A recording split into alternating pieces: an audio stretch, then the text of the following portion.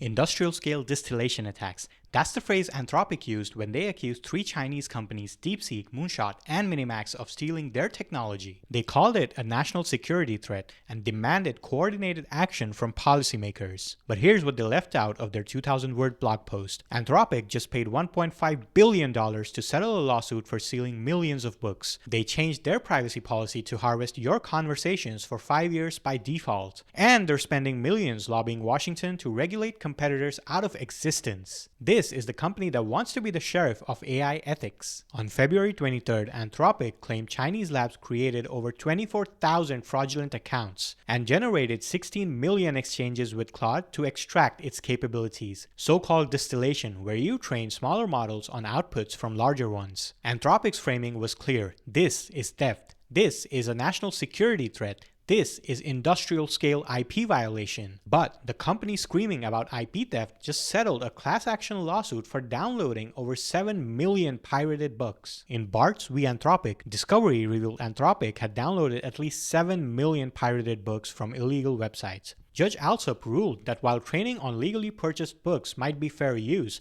downloading pirated copies was not. The potential liability? Over $70 billion. So Anthropic settled for $1.5 billion, the largest copyright settlement in history, admitting no wrongdoing. And critically, Judge Alsop noted Anthropic knew the books were pirated. They just didn't care. In August 2025, Anthropic quietly updated their privacy policy. Conversations from free, pro, and max plans would now be used for model training by default, with a 5-year retention period up from 30 days. Missed the opt-out deadline? Your data is already in their pipeline. Delete a conversation? Too late, it stays in their models. They claim not to collect children's data, but they don't require age verification, so they effectively train on it anyway. This is the company warning about safeguards being stripped out by foreign competitors. Now for the endgame. Anthropic has spent over $5 million on direct federal lobbying since 2023, and just 2 weeks ago, they cut a $20 million check to a political group backing pro-AI regulation candidates in the 2026 elections. Nvidia's Jensen Huang said Amuday believes AI is so scary that only they should do it. Former Meta chief AI scientist Yan LeCun put it bluntly, "You're being played by people who want regulatory capture.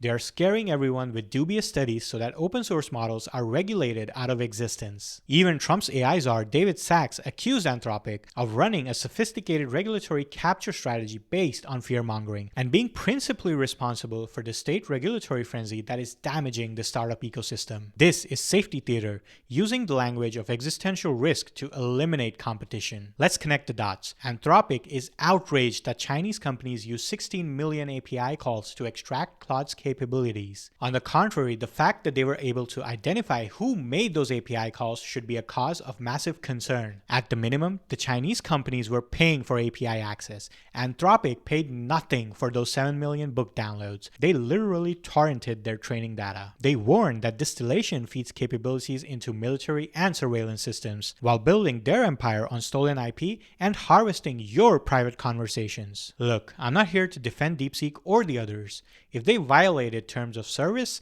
that's a real problem. But Anthropic has no moral authority to cast stones. The AI industry has a piracy problem, but the pirates aren't just in Beijing. Some of them are in San Francisco, wearing AI safety t-shirts and writing blog posts about how everyone else needs to follow the rules. Don't let them rewrite the narrative. If you found this useful, hit like and subscribe, and let me know in the comments, do you think Anthropic is being hypocritical, or do they have a point about protecting their IP? I'll see you in the next one.